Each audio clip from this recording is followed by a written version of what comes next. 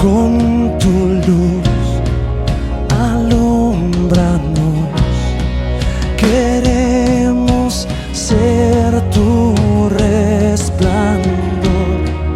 Enciéndenos para alumbrar.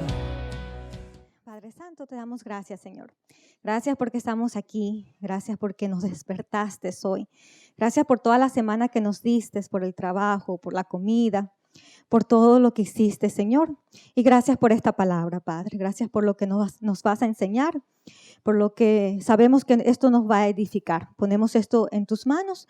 Utiliza mis labios. Permite que se diga todo lo que me has enseñado, todo lo que me has dicho. En el nombre de Jesús, gracias. Amén. Amén. Vamos a empezar en 1 Corintios 6:12. 1 Corintios 6:12.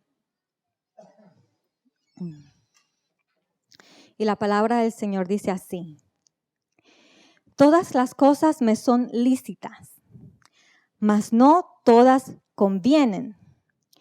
Todas las cosas me son lícitas, mas yo no me dejaré dominar de ninguna. El 12 de marzo del 2005, un preso llamado Brian Nichols logró escapar de la corte donde se encontraba para ser juzgado. Este hombre, antes de entrar a la sala, golpeó violentamente al policía que lo acompañaba. Le quitó su arma, sus llaves, su radio e incluso tuvo tiempo para cambiarse de ropa. Brian Nichols había logrado lo que tanto buscaba, que era su libertad. Sin embargo, lo que me llamó la atención de esta noticia es que este hombre podía ser un hombre libre ahora, pero eso no lo hacía inmune a volver a cometer delitos. Es por eso que en vez de salir de ese lugar sin que nadie se diera cuenta, él prefirió usar esa libertad para ir y buscar la sala en que iba a ser sentenciado. Estando ahí, le disparó al juez a sangre fría. Después le disparó a una reportera. Después hizo lo mismo con un policía y al intentar huir, hirió gravemente a un hombre. Le robó su carro y huyó. 26 horas después fue capturado y sentenciado, ya no solamente por un cargo, sino ahora por 54 cargos en total. Pasó de una condena de varios años a cadena perpetua sin derecho a nada. Todo por buscar su libertad, conseguirla y al final no saber qué hacer con ella. Y esta triste historia me recuerda a una de la Biblia, a un hombre que tampoco supo qué hacer con su casa el día que la recuperó, el día que la vio libre. Y si me acompañan, vamos a ver qué pasó con este hombre. Mateo 12, del 43 al 45. Mateo 12, del 43 al 45. En estos versículos podemos ver que este hombre barrió su casa, adornó su casa, pero lamentablemente la dejó vacía, la dejó desocupada. No supo cuidar su casa y eso tuvo un precio. El 43 dice: cuando el espíritu inmundo sale del hombre, anda por lugares secos, buscando reposo y no lo halla. Entonces dice: volveré a mi casa de donde salí. Y cuando llega, la halla desocupada, barrida y adornada. Entonces va y toma consigo otros siete espíritus peores que él. Y entrados moran allí. Y el postrer estado de aquel hombre viene a ser peor que el primero. Así también acontecerá a esta mala generación. Brian Nichols logró su libertad a la fuerza, pero no supo cómo cuidarla. Este hombre, de alguna manera, logró su libertad también, pero no supo cómo cuidarla. Me pregunto, ¿será que nosotros sí sabemos cómo cuidar nuestra libertad? porque al igual que estos hombres, nosotros también podemos perder nuestra libertad. Y no solo perderla, sino terminar peor que cuando no la teníamos. Es por eso que el apóstol Pablo decía lo que leímos al principio, 1 Corintios 6:12, todas las cosas me son lícitas, mas no todas me convienen. Todas las cosas me son lícitas, mas yo no me dejaré dominar de ninguna. De alguna manera nos está diciendo que si queremos cuidar nuestra libertad, entonces debemos de estar conscientes de que somos libres, pero no inmunes a cosas que nos quieren dominar, que nos quieren controlar, que nos quieren quitar esa libertad que hemos conseguido no por la fuerza, sino por pura gracia, ¿verdad? Es por eso que el título de la prédica de hoy es Libres, pero no inmunes. Libres, pero no inmunes. Gálatas 5:1 dice, Gálatas 5:1. Estad pues firmes en la libertad con que Cristo nos hizo libres y no estéis otra vez sujetos al yugo de esclavitud. Debemos mantenernos firmes en la libertad. ¿Por qué? Porque somos libres, pero lamentablemente no somos inmunes y podemos volver a esclavitud. Ahora la pregunta es, ¿a qué no somos inmunes? Bueno, la Biblia nos lo responde, nos da 3 respuestas y eso es lo que vamos a ver hoy. La primera respuesta es, no somos inmunes a las aflicciones de espíritu. Y cuando digo aflicciones, no me refiero a esos problemas, a esas dificultades en sí, sino más bien a ese profundo sentimiento de tristeza, de pena, de dolor que sentimos cuando esos problemas aparecen. El otro día me acordaba de una persona que aconsejé hace algunos años, una persona no creyente que estaba pasando por una gran tristeza, por una aflicción, tenía temores que no podía explicar, estaba pasando por una gran depresión. Entonces tuve la oportunidad de hablarle de Dios, de sus promesas, le dije de la importancia de llenar su mente de cosas buenas, de cosas de Dios. Le pude mencionar versículos y los escuchó. Con el tiempo me di cuenta que esta persona, gracias a Dios, había salido de esa aflicción de espíritu y había podido regresar a estudiar y hacer las cosas que hacía antes. Me acordaba de esta persona porque hace como 1 mes y medio me tocó aconsejar a alguien que estaba teniendo los mismos síntomas, pero con una diferencia. Esa persona es una mujer cristiana, una mujer de fe, una mujer que teme a Dios, que lo conoce muy bien, que le sirve con mucho amor. Entonces me preguntaba, ¿cómo la aconsejo? ¿Qué le digo que no sepa ya? Porque al hombre no creyente fue fácil animarlo con la palabra de Dios, porque no la conocía. Pero esta mujer, llena de fe, que de seguro conoce mucho más que yo, ¿cómo la animo? Entonces en ese momento me di cuenta que nosotros los hijos de Dios no somos inmunes. No somos inmunes, podemos caer en depresiones, podemos caer en temores, en angustias, en aflicciones que querrán quitarnos nuestra libertad, querrán dominarnos, querrán controlarnos. Es por eso que el hombre más sabio de sus tiempos, Salomón, decía esto, Eclesiastés 1:14. Eclesiastés 1:14 dice, miré todas las obras que se hacen debajo del sol y he aquí, todo ello es vanidad y aflicción de espíritu. Eclesiastés 1:17 dice, y dediqué mi corazón a conocer la sabiduría y también a entender las locuras y los desvaríos. Conocí que aún esto era aflicción de espíritu. Ahora, ¿cómo podemos cuidarnos de estas aflicciones de espíritu? ¿O cómo podemos salir si hemos caído en ellas? Y bueno, la Biblia nos dice unos versículos donde podemos sacar esa respuesta. Vayamos a Salmos 107. Salmos 107, del 10 al 12. En estos versículos podemos ver dos cosas. Podemos ver qué pasa con el hombre que ha perdido su libertad y también podemos ver cómo esa persona lo puede recuperar. El 10 dice: algunos moraban en tinieblas y sombra de muerte, aprisionados en aflicción y en hierros, por cuanto fueron rebeldes a las palabras de Jehová y aborrecieron el consejo del Altísimo.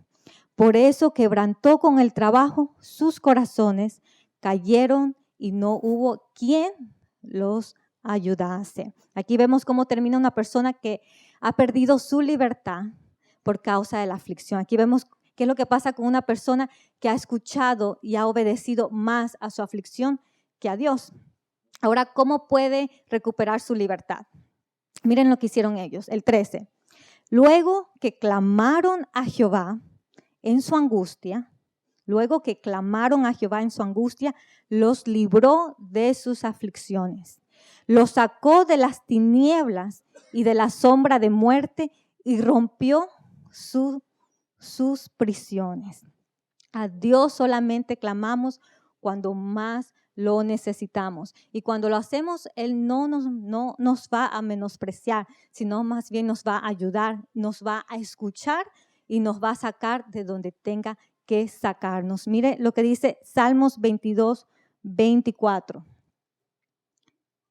Porque no menospreció ni abominó la aflicción del afligido, ni de él escondió su rostro, sino que cuando clamó a él, le oyó.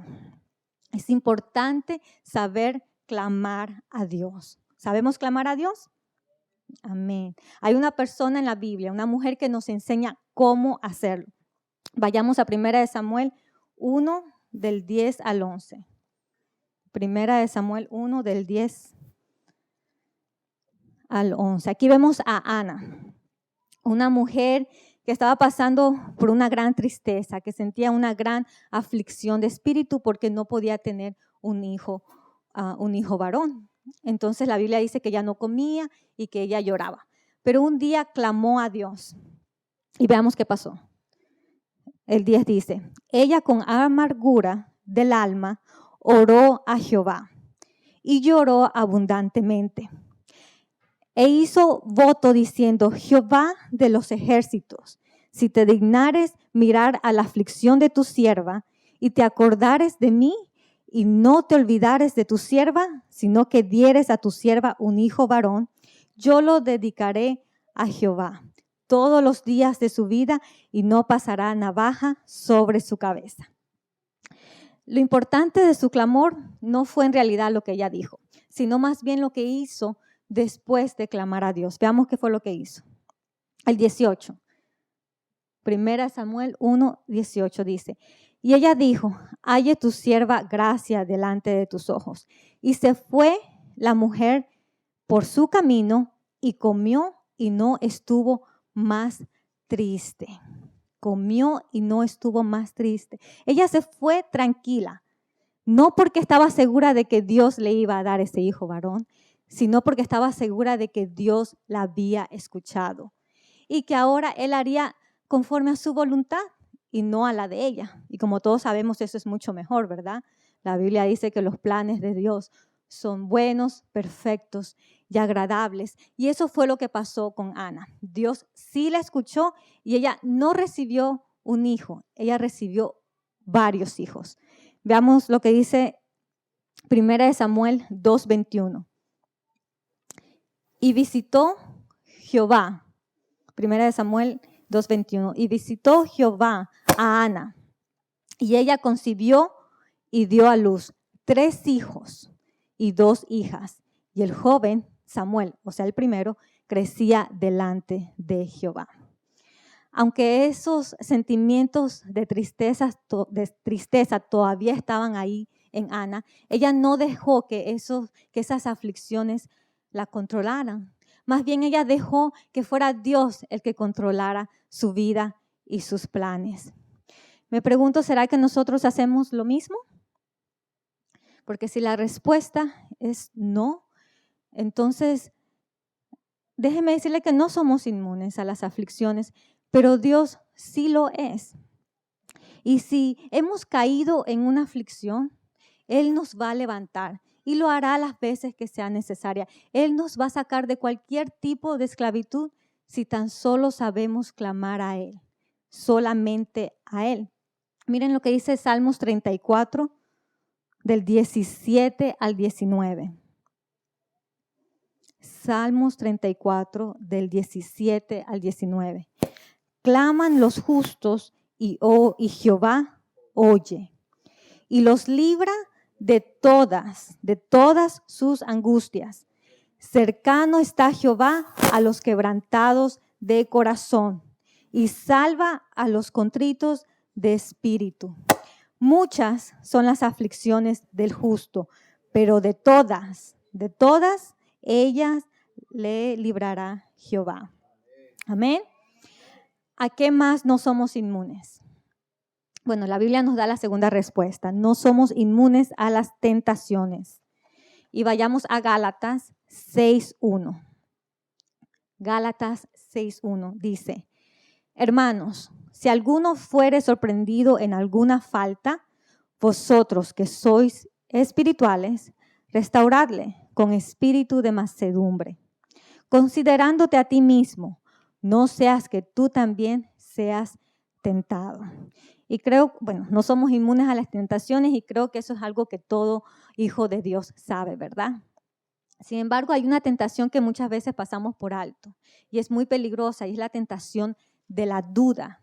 El enemigo hará todo lo posible para que caigamos en esta tentación. Él sabe que si logra hacernos dudar de Dios, de su palabra, entonces habrá logrado desviarnos de nuestro propósito. Y eso fue lo que quiso hacer con Jesús. Vayamos a Lucas 4, del 5 al 7. Lucas 4, del 5 al 7, dice: y le llevó el diablo a un alto monte y le mostró en un momento todos los reinos de la tierra. Y le dijo el diablo: a ti te daré toda esta potestad y la gloria de ellos, porque a mí me ha sido entregada, y a quien yo quiero la doy.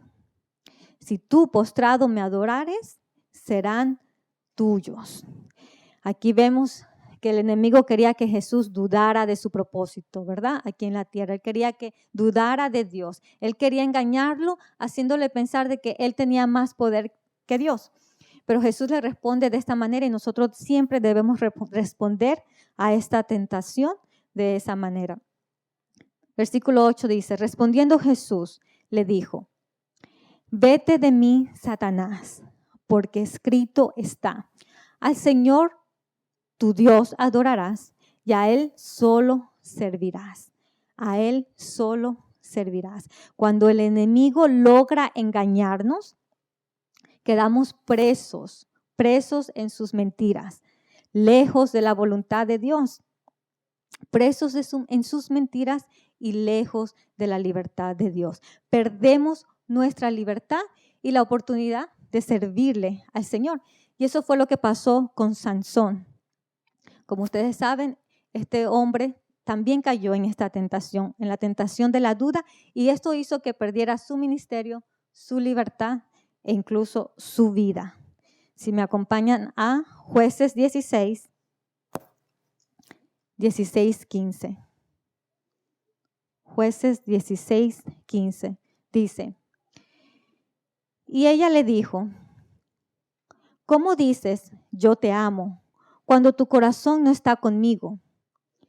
Ya me has engañado 3 veces y no me has descubierto aún en qué consiste tu gran fuerza. O sea, aquí vemos a esta mujer, Dalila. Como sabemos, ella siempre le preguntaba cuál era el secreto de su fuerza. Y Sansón siempre le respondía pues con una mentira. Después él se dormía y cuando se levantaba se daba cuenta que ella lo había traicionado, ¿verdad? Y lo hizo 3 veces. Veamos en qué forma ella lo traicionaba. Leamos el versículo 7. 16:7 dice: y le respondió Sansón, aquí vemos la primera mentira. Y le respondió Sansón: si me ataren con 7 mimbres verdes que aún no estén juntos, entonces me debilitaré y seré como cualquiera de los hombres. En el 9 vemos la traición de ella. 9 dice: y ella tenía hombres en acecho en el aposento. Entonces ella le dijo: Sansón, los filisteos contra ti. Y él rompió los mimbres, como se rompe una cuerda de estopa, cuando toca el fuego, y no se supo el secreto de su fuerza. Veamos la segunda mentira. Versículo 8. Y él le dijo: si me ataren fuertemente con cuerdas nuevas que no se hayan usado, yo me debilitaré y seré como cualquiera de los hombres. La traición de ella está en el 12. Y Dalila tomó cuerdas nuevas y la ató con ellas. Y le dijo: Sansón, los filisteos sobre ti. De esta manera ella lo levantaba. Y los espías estaban en el aposento. Mas él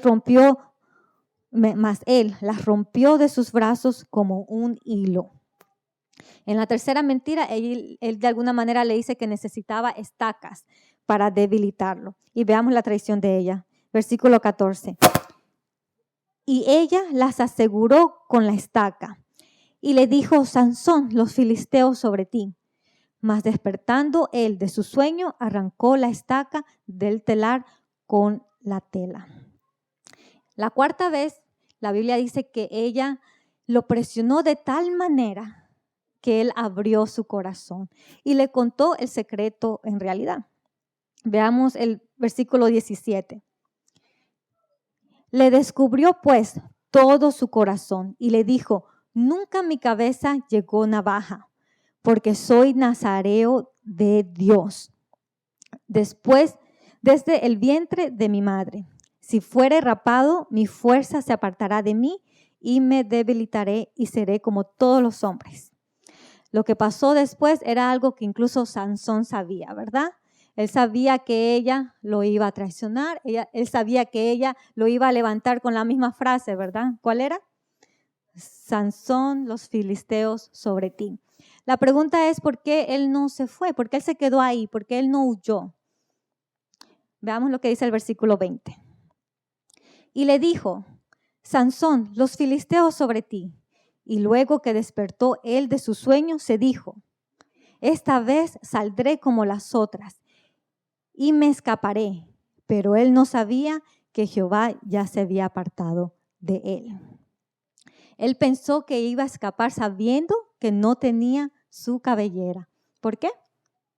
Porque él sabía lo que Dios le había dicho, pero no creía que fuera verdad.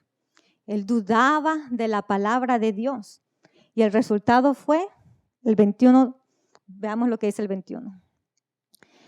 Mas los filisteos le echaron mano y le sacaron los ojos y le llevaron a Gaza y la ataron con cadenas para que moliese en la cárcel.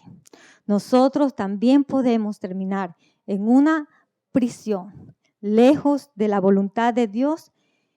¿Por qué? Porque no somos inmunes a las tentaciones y especialmente a la tentación de la duda. Lo bueno es que Dios lo sabe y es por eso que ha prometido darnos una salida por cada tentación que tengamos. Ahora está en nosotros si queremos salir o no. Veamos lo que dice Primera de Corintios 10:13. Primera de Corintios 10:13.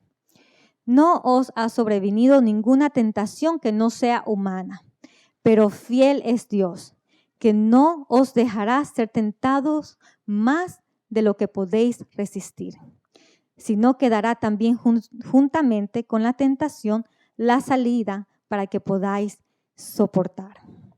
No somos inmunes a las aflicciones de espíritus, no somos inmunes a las tentaciones. ¿A qué más no somos inmunes? Bueno, la Biblia nos da la tercera respuesta. Nos dice, no somos inmunes a las malas decisiones. Y lo peor de las malas decisiones es que nunca las tomamos. Siempre las escogemos porque creemos que es la mejor decisión. Estamos seguros de que es la mejor decisión. Lo malo es que con el tiempo nos damos cuenta de lo que hemos hecho. Y muchas veces terminamos marcando nuestra vida con un antes y un después por culpa de una mala decisión. Y eso fue lo que pasó con Adán. Vayamos a Génesis 2, del 8 al 9. Génesis 2, del 8 al 9. El 8 dice, y Jehová Dios plantó un huerto en Edén, al oriente, y puso allí al hombre que había formado. Y Jehová Dios hizo nacer de la tierra todo árbol delicioso a la vista y bueno para comer, también el árbol de la vida en medio del huerto, y el árbol de la ciencia del bien y del mal. Dios puso al hombre en el huerto del Edén. Lo puso en el paraíso, pero ¿para qué? ¿Para qué lo puso ahí? Veamos lo que dice el versículo 15.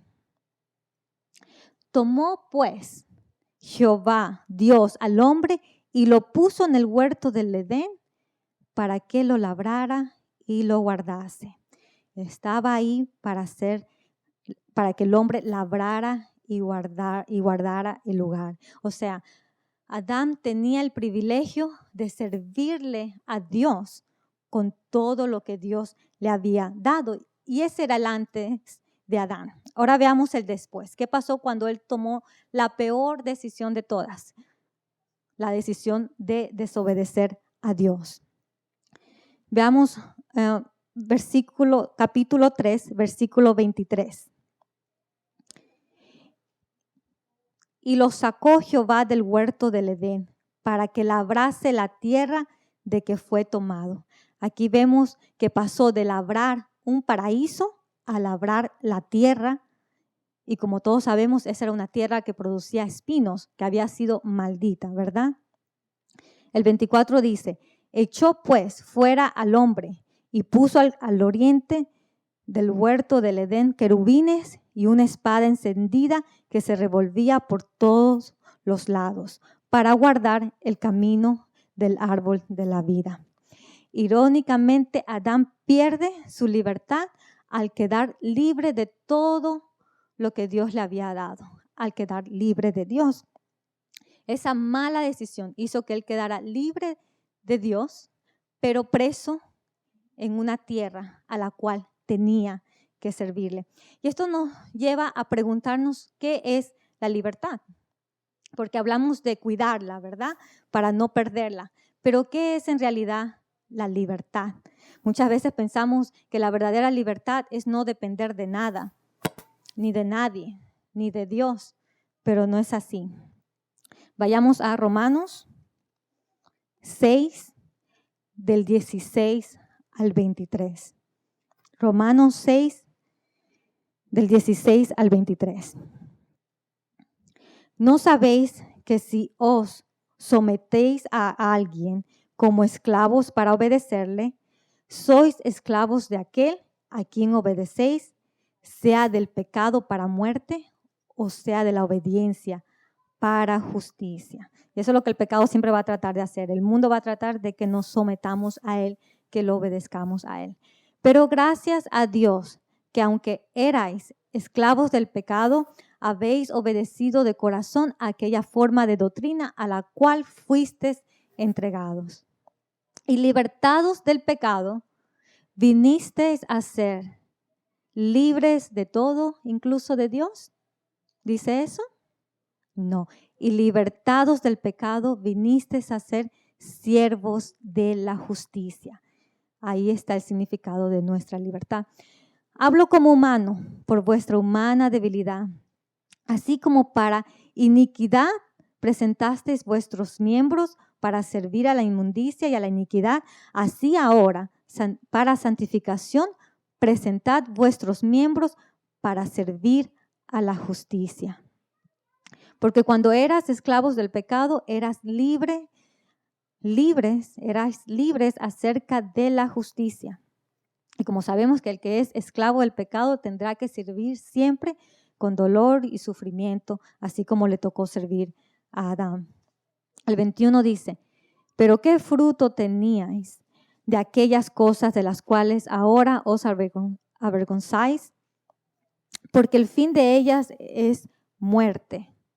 Mas ahora que habéis sido libertados del pecado y hechos siervos de Dios, tenéis por vuestro fruto la santificación y como fin la vida eterna. Porque la paga del pecado es muerte, mas la dádiva de Dios es vida eterna en Cristo Jesús, Señor nuestro. Ahora, ¿a quién le queremos servir? ¿Al pecado, al mundo que nos paga con muerte o a Dios que nos da la vida eterna? Leamos el 22. Mas ahora que habéis sido libertados del pecado y hechos siervos de Dios.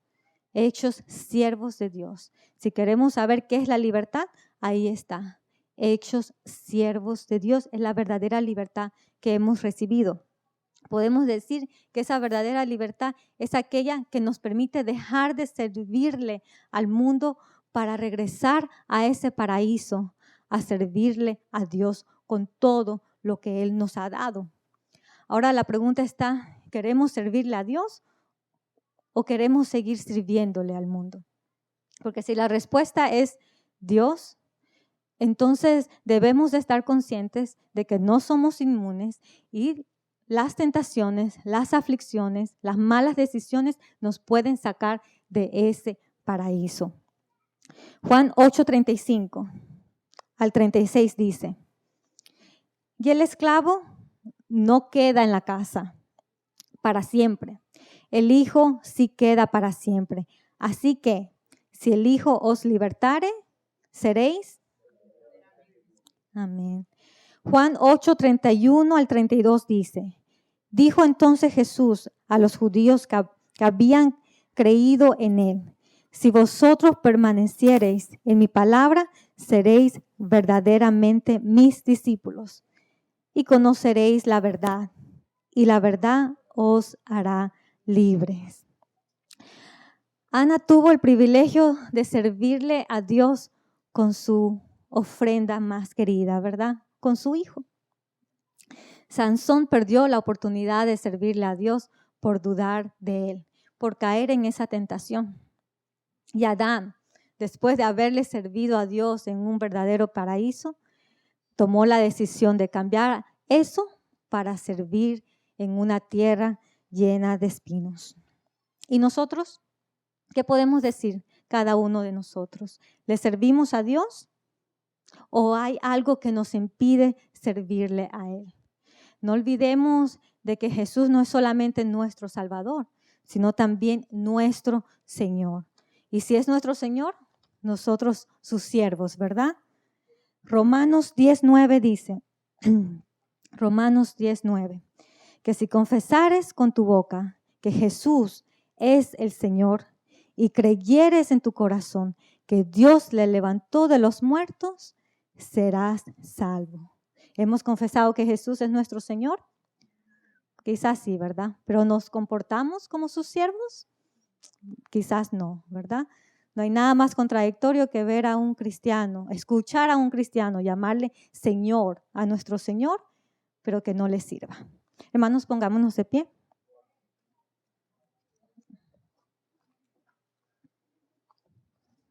Primera de Corintios 6:12 dice, todas las cosas me son lícitas, mas no todas convienen. Todas las cosas me son lícitas, mas yo no me dejaré dominar de ninguna. Amén.